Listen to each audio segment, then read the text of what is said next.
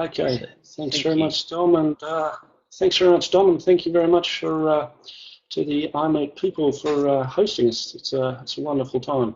I've really enjoyed being a part of it, and hopefully I'll be able to give my little bit through this presentation.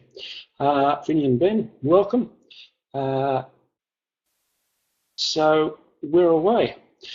Yeah, this presentation, as Dom just mentioned, virtual exchange and telecollaboration and language courses using Moodle. Just a little bit of background. I'm a teacher here in Moodle Institute of Technology, yes, the other MIT. But I teach languages here. We're in a very rural, well, I suppose it's not quite rural, but by Japanese standards, quite a regional university. Very few foreigners here. A lot of people come through here, but not many people stop. But our students definitely, when they graduate and go into some fairly large companies, and those companies have a lot of work abroad, and they also have the chance there to really, well, not just the chance, but the need to use English. So the need for English is a second language or a foreign language is very, very large for the majority of our students. Having said that, a lot of the students are not particularly happy about having to learn English. It is a required subject, it's not an elective, and they have to do quite a bit of the English language whilst they're here. It's not a whole lot of fun learning a foreign language if you've just got to speak with other Japanese speakers. I certainly remember my French classes in high school in Sydney, where it became quite a joke talking with other Australians in French. It just didn't have that real vitality that would have been there had there been some French speakers in the classroom. So that's what I started to want to have when the internet came about. As soon as I saw the internet, I thought this is going to change the way language is being taught. So I got into Moodle quite early. I think I started with Moodle 1.2. And when Skype came along, which wasn't so much later than Moodle 1.2, I think it was about the same time, I thought, wow, this is really going to be a game changer. And I started looking for other teachers who wanted to get involved with linking their classes across the planet. I discovered two teachers. I actually had more than two, but the two, yeah, 1.9, that's right. But the two classes that really stuck with me since 2004, really 2005. One was a teacher who was teaching English to Spanish speakers in Colombia, in South America. And he also said, wow, you know, the internet's going to change the way language is taught. We discovered each other via an email list. We started sending each other emails and said, okay, well, what can we do? He said, well, I don't have access to any websites, do you? And that's where I thought, well, bingo, this is where Moodle's going to come in. Then another teacher who was teaching Japanese in Los Angeles also got in contact with me, and her teachers, her students obviously studying Japanese, wanted to practice their Japanese with native speakers. My students studying English wanted to practice their English with native speakers. So I had these two kind of exchanges going. So one is what I call the single language virtual exchange, which is where English is the only language to use. And then we have the dual language virtual exchange, where we've got English and Japanese. But because there are numerous different languages being studied around the world, dual language virtual exchange could be German and Japanese, or it could be German and English, or it could be any combination. So we'll talk a little bit more about the terminology. This word telecollaboration is also very often used. But anyway, that's the background. Basically, I wanted my students to have the chance to use the languages they were studying in real-world examples, situations. So today's presentation, what are we going to do? Well, we'll just firstly cover the participants in the exchange that I'm going to be telling you about. The humble beginnings of those two exchanges I just explained have certainly borne some pretty big fruit. We'll talk about the educational goals from the different institutions that are involved, different governments that are involved. We'll talk about the terminology that I've just mentioned, have a look at the modality that we're using, some of the tools, and then focus on the single language virtual exchange, because that's the one that has really got the more scope for scaling, as in large-scale projects. We'll look at those goals, setups, and participants in the one that I'm going to talk to you about. Then I'll switch over to a screen share and actually show you one of the courses that we've got going. We'll just touch on some of the benefits of virtual exchange and have a little bit of look about how we can improve it, etc. So, what are we doing here? The single language virtual exchange. Actually, if we go into the real nitty-gritty, what have we got? Over 1,500 students, 53 teachers from 21 institutions in 6 countries. That's the single language virtual exchange. It's quite large at the moment, but we're hoping it's going to get even larger. Now, the dual language virtual exchange, 30 students in the US, 24 in Japan, and 20 in Australia.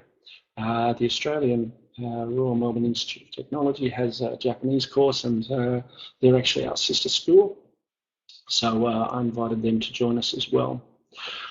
Okay, so they're the participants. So why are they participating? Well, pretty much every country that is involved, their Ministries of Education want to promote global human resource development. That's actually the wording that the Japanese government uses. Personally, I think it sounds a little bit cold myself, but I think it does cover the idea. They want their students to have a global outlook. And many of the Japanese students don't have that. They have an inward tendency, and that again comes from the Ministry of Education here in Japan, that actual term. Pretty much any government's paper that you look at that's dealing with education, they obviously want their students in their countries to succeed in this global field, because globalization is certainly really a very big part of the modern world. And enhancing ties between nations certainly is a good way to build relations. So the SENA, which is the educational institution we're working with in Colombia, wants their students to develop socio-economic and technological advances. And America, if again you're a language teacher there, you will have heard of the 5 C's from the World Readiness Standards. So these are the goals that pretty much cover everyone involved in this project. Okay, now this is where we start talking about the terminology. I used the term telecollaboration in the title because of late majority of people who are language teachers with an idea of these types of exchanges know this term telecollaboration. It came from Europe, and let's just see if we can focus. How do we zoom in? Let's focus to use list.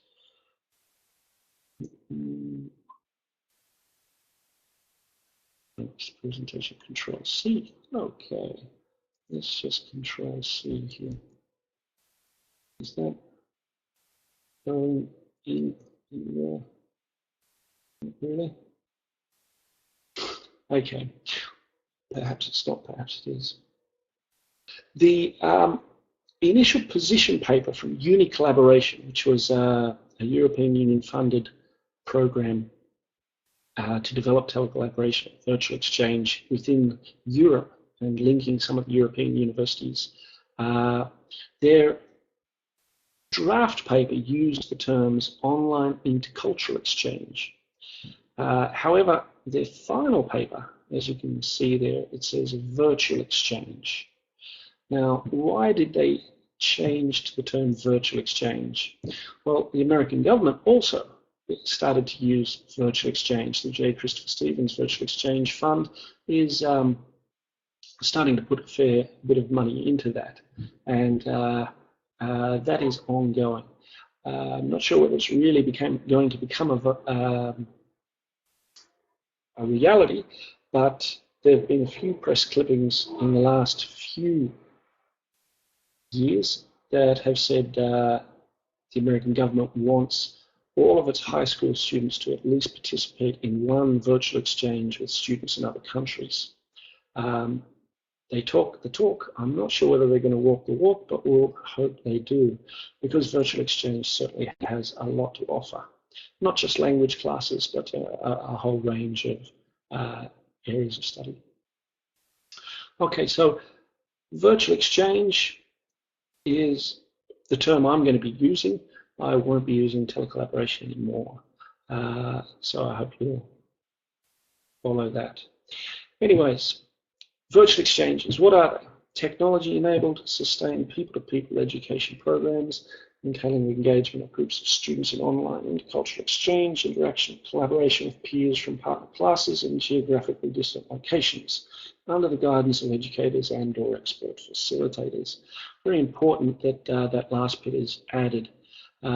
Certainly, virtual exchange increases the need for teachers to be involved. It certainly does not decrease the need for teachers to be involved. Without the teachers, really nothing is going to happen. But this whole term virtual, a lot of teachers, when they hear it, they think virtual reality, they think avatars, they think da-da-da-da-da. That's not what virtual exchange really should be. Yeah, we want it to mean anything done in an online environment. So what is it that we actually exchange? I'm not sure if you're familiar with corpus. Corpus linguistics is where people take a very large body of work and examine it. They punch the numbers, they put all the vocabulary, all the words into machines, and the machine spits out, okay, within this volume of work, this word was used this many times, this word was used that many times. After this particular word, this word came quite often, is what we call collocation. And I thought, well, virtual exchange, what is it? I thought, what do we exchange? Exchange, what words come after exchange? And these are the words from that Brigham Young University corpus that often come after exchange. Values, reaction, ideas, between, relationship, energy, risk, views, data, information, all of these things are what we exchange. And any language class really does involve that. you are exchanging values, particularly in this kind of virtual exchange environment. The reaction that you receive is very important. You do exchange ideas, and you're exchanging between a number of different people. All of these things are occurring in the virtual exchange that we're looking at today.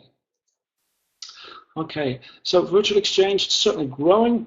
I'm not sure whether any of you have heard of this Solia project. It is an incredible project involving European, American, and Middle Eastern students from some of the top universities in those regions. It's also sponsored by the United Nations and is really an amazing project, but it's an incredibly expensive project, and that's something that really, when you're on a shoestring budget like I'm on, you can't really get involved with. But there are quite a number of exchanges occurring at the moment. Exchange 2.2, there's KSE exchange, they're all there, but they often have an agenda. They sometimes cost money. So the idea of virtual exchange is certainly there, but it's not really accessible to your average language teacher. That's what I wanted to change. I asked the Japanese government for funding, and they were very helpful in providing that funding. So I've got my server, I've got Moodle on that server, and then I started getting people involved. And as I mentioned right at the beginning, the first people involved was that teacher in Colombia and that teacher in America. So what did we do? Well, as mentioned, we've got our Moodle instance, and we use that. Basically, that's the main tool for this virtual exchange. It's asynchronous. Yeah. As we mentioned at the beginning, over 1,500 students, 53 teachers, 21 institutions from 6 countries, a lot of time zones. So the synchronous aspect, when you've got full classes involved, is very, very difficult. So most of this is asynchronous. We use text, we use the Moodle video and audio add-on. And we encourage our students to use Skype to try and link up with each other outside of class. Okay, and it's using these 2 tools mainly that we carry out these single and dual language virtual exchanges. Okay, so what do they look like in the flesh? Well, let's have a look. What I'm going to do now is I'm going to turn off my webcam, and I'm going to start sharing my screen. So there goes my webcam. Hopefully you can still hear me. And the screen sharing should be coming up soon. Let's see. You're now sharing your desktop. So Vinny, can you see my desktop?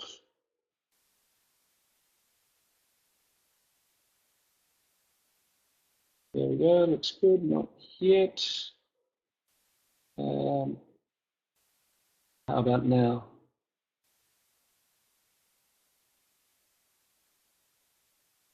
Yep, okay, good. Okay, so again, I don't have a huge budget. I have a very minimal budget. I know I could make this look a whole lot sexier, make it look much better, but I am doing this by myself at the moment. I do have some help from a number of other people, but making it look pretty, I think, is going to have to wait.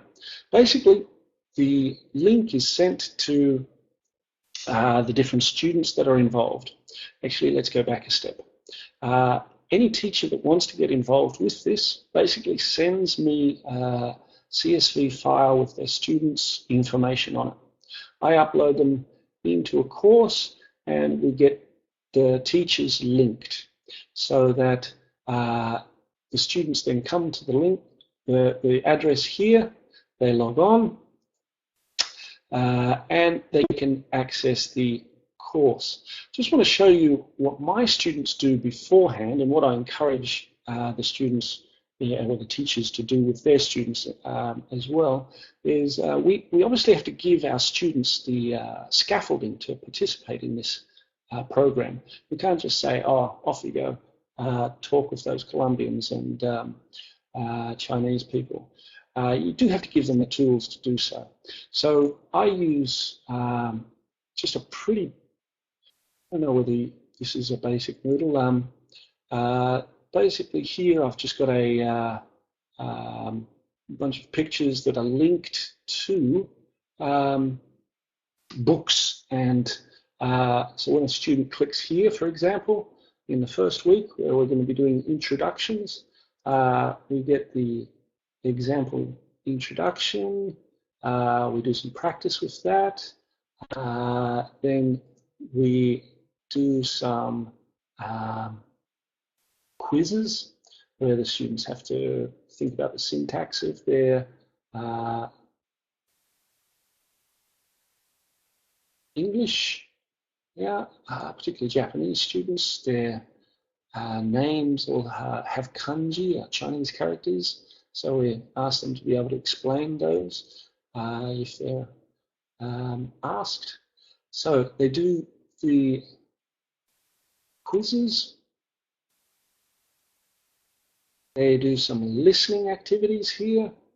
I have asked for permission from ello.org, and the students can click on an audio file here. The audio runs. I'm not sure if you can hear that.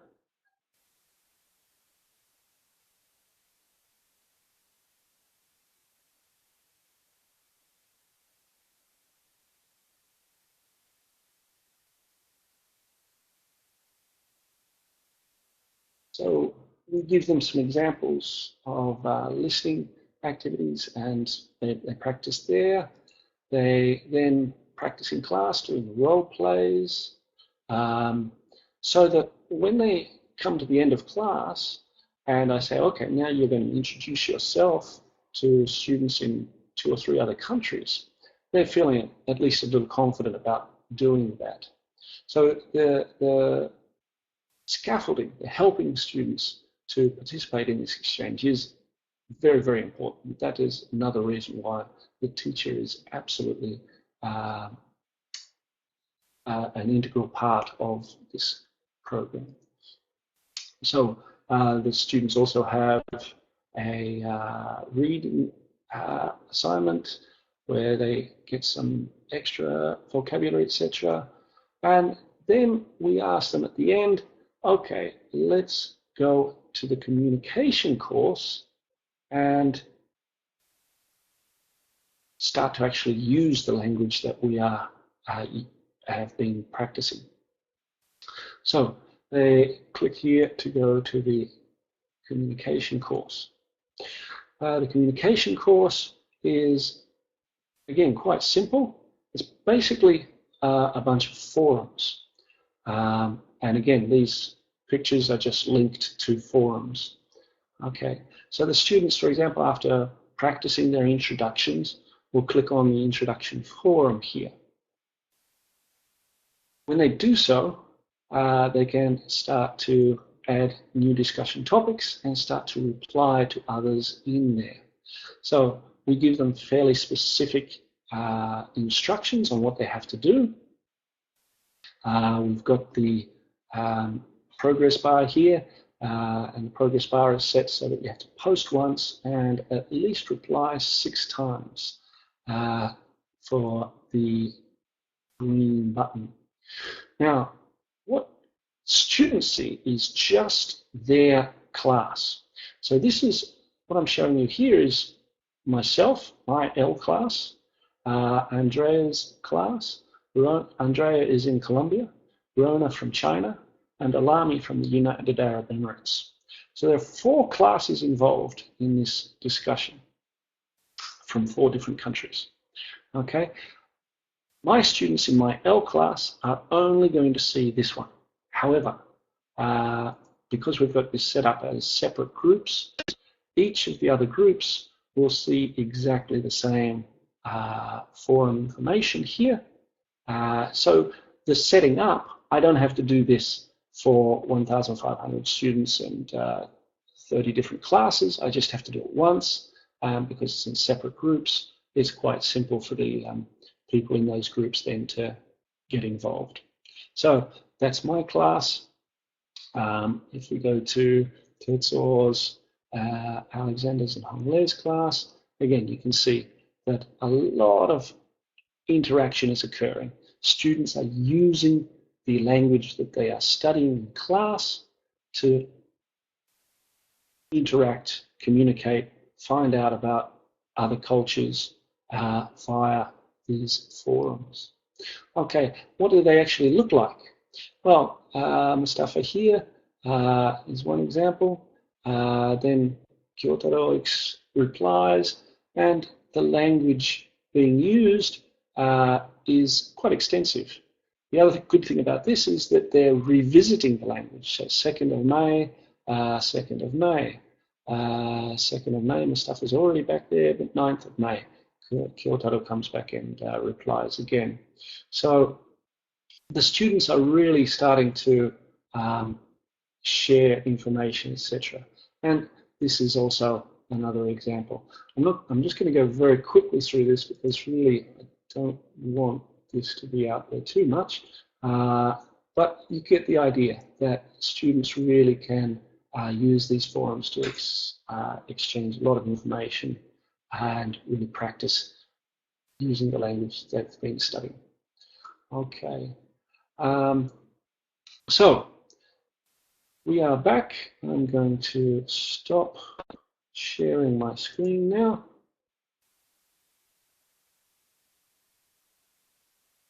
Okay. I'm kind of hoping you got the idea there. Perhaps the screen share wasn't perfect, but I hope you got the idea. I just get a little bit of feedback. How much of that did you actually see?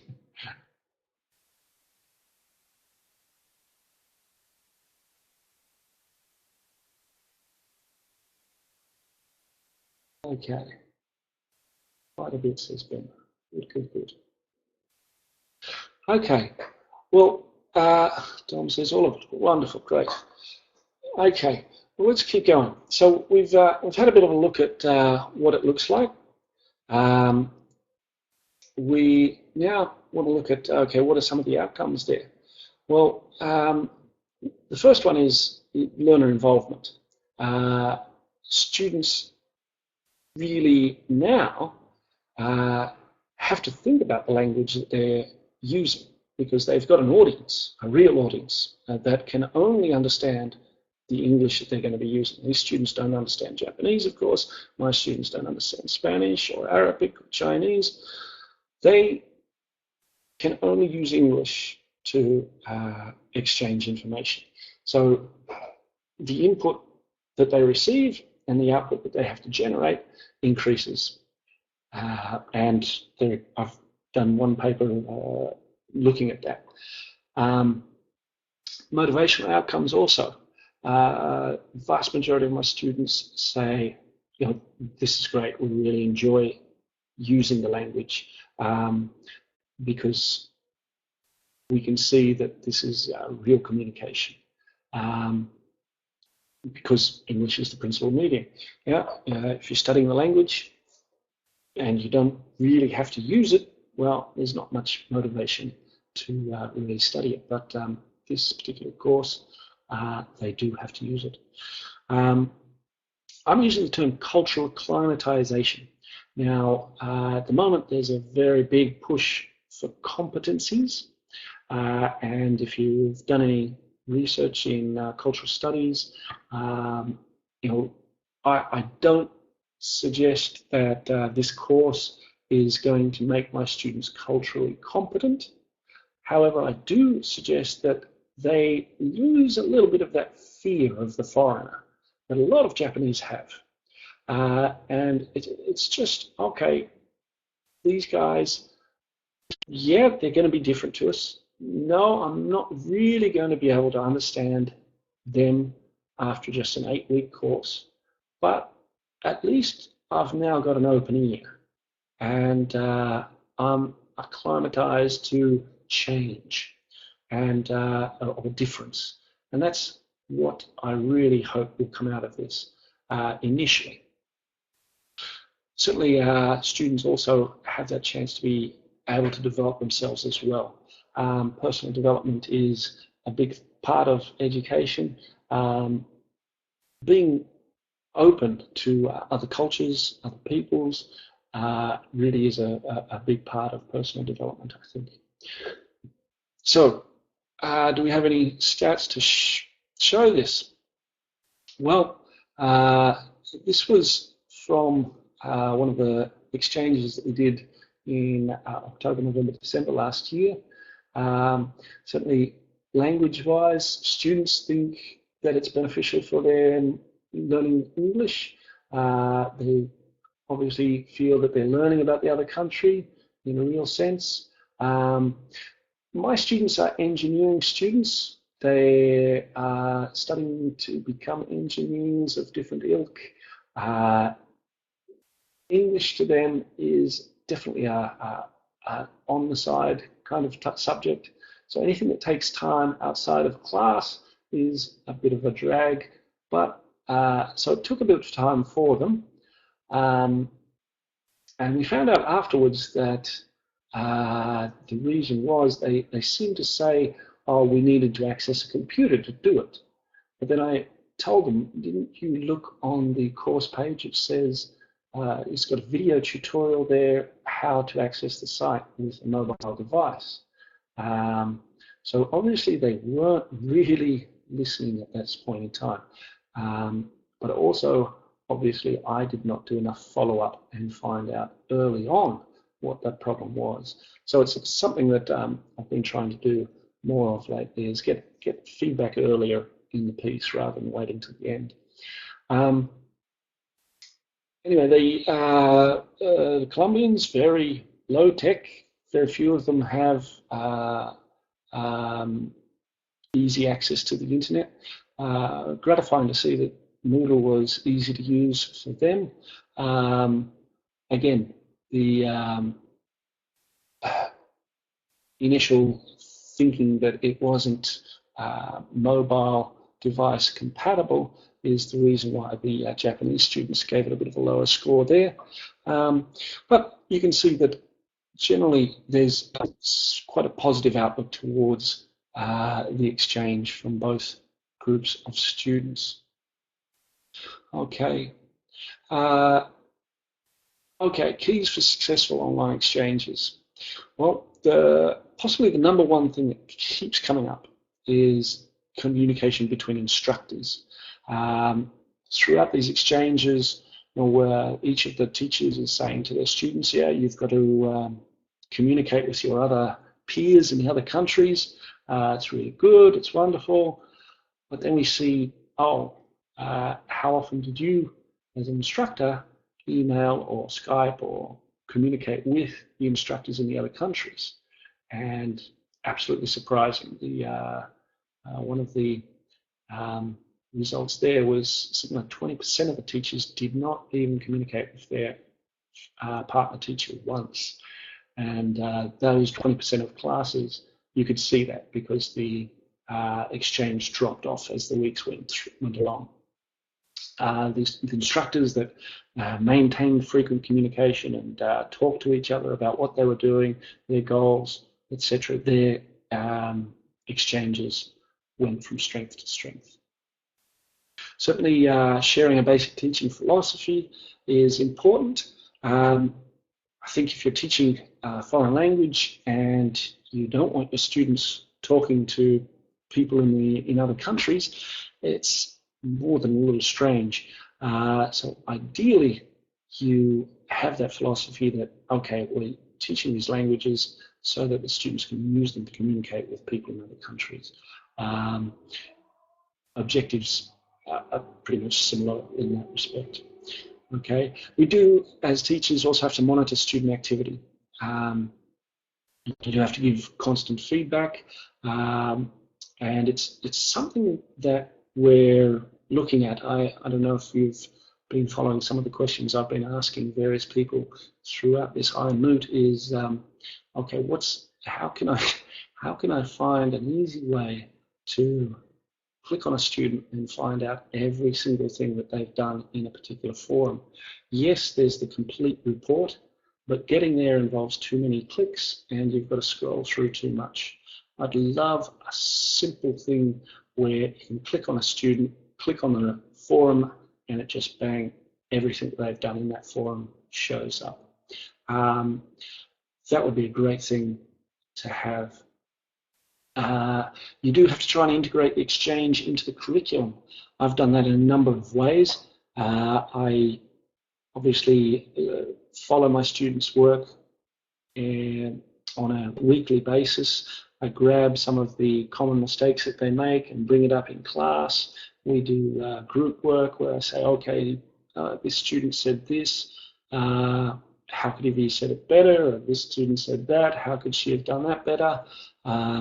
So we do that. I also make my final exam on the speaking component. I say to my students, okay, on that speaking exam day, one of you randomly will be put into pairs, and one in that pair will have to take the role of a student you have been exchanging with. So make sure you really know about that student, because you'll have to speak for 10 minutes with your partner in that role. I record them and they upload it to an assignment and I grade it afterwards. So I also make quiz questions based on student involvement within the forums there. So I integrate this exchange in a very big way into the curriculum. I also give quite a bit of assessment to this. Okay. Understanding of the technology to be used. This is very important. A lot of the teachers in Colombia, some of them in China, Thailand, had troubles. Then how did we overcome those? Well, I created a number of online tutorials, put them up on a teacher's page, and gave them some of that. I actually did also go down to Colombia last year. It was the first time I met that teacher who I've been working with since 2004 in the flesh. It was really quite amazing to meet the person that I've been working with all this time. I absolutely loved my time there. It was only 2 days solid of workshops, but it looks like I'm going to be going back down there again in August, because the centre looks like, well, they've said they've given us 5 years to prove it's going to work, and they want to expand it dramatically. And this is coming up to pretty much the last slide here. The centre in Colombia wants 10,000 students from Colombia, working the same number in Japan and students from a number of other countries. Total of 4 countries in each exchange. 3 levels of language being used, making single language virtual exchange a part of every communication class, making it easy for the platform to be cloned so that when we go over the number that we can look after on our server, someone can quickly pick up the slack and pick up another server. And we also want to try and keep this dual language virtual exchange where possible too. Okay, so these are just a few of the references that I've perhaps covered a little bit during the exchange, but for the moment, I'm hoping that we can open it up now for some questions. The course that I showed you earlier if you go to my course here, I've got a link to the, I haven't gone out of here. You'll still hear me, can you? Yep, okay. In my course, down the bottom, in the activities and resources, I have a link there to a site I use. I'm the training coordinator for the Moodle Association of Japan, and I do training workshops at all the moots here in Japan, and I use that site there for that. But I've put my course, my scaffold course, I suppose I could call it, that I showed you just now, up into that site. If you do want to access that site, you can use the username WS001, and the password is also WS001 or 002 or 003. Okay. And yeah, that course is also on the hub in Japan. It's a Creative Commons course. Anyone can download it in its entirety. Okay. So that's pretty much it from me. Wondering if any of you have a few questions. You can either turn on your mics or fire away into the chat.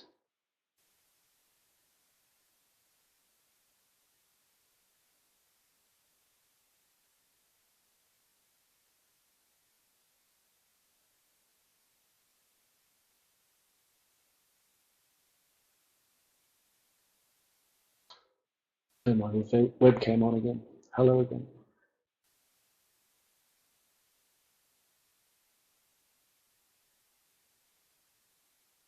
The Read Aloud plugin. I have not tried the Read Aloud plugin. I'm not sure that it certainly has its use, and I'm pretty sure I know the person who developed that. But for reading classes and a few others, there are certainly uses for that Read Aloud plugin. I'm not sure that it's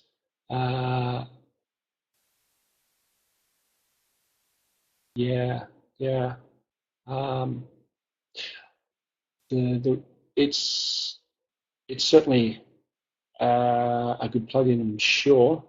But what I do is I have my students actually do that role play that I mentioned. I record it and I count out the words per minute that they use. So in real conversation, for communication, that's possibly better. A lot of people say count the syllables rather than the words. I'm not going there just yet, but yeah, the Read Aloud plugin I can see would be very useful.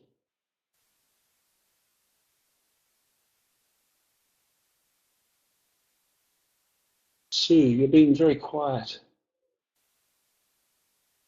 I see your name so many times on Facebook and on the forums and all over the place.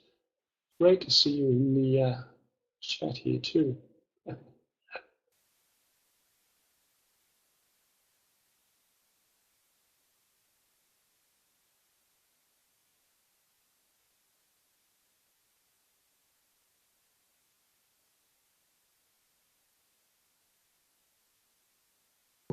All right, Eric, while people are still writing in chat, I'd just like to take this opportunity to thank you on behalf of the iMoot team for your very insightful presentation. I kind of followed it, a bit above my head some of it, but that's all good.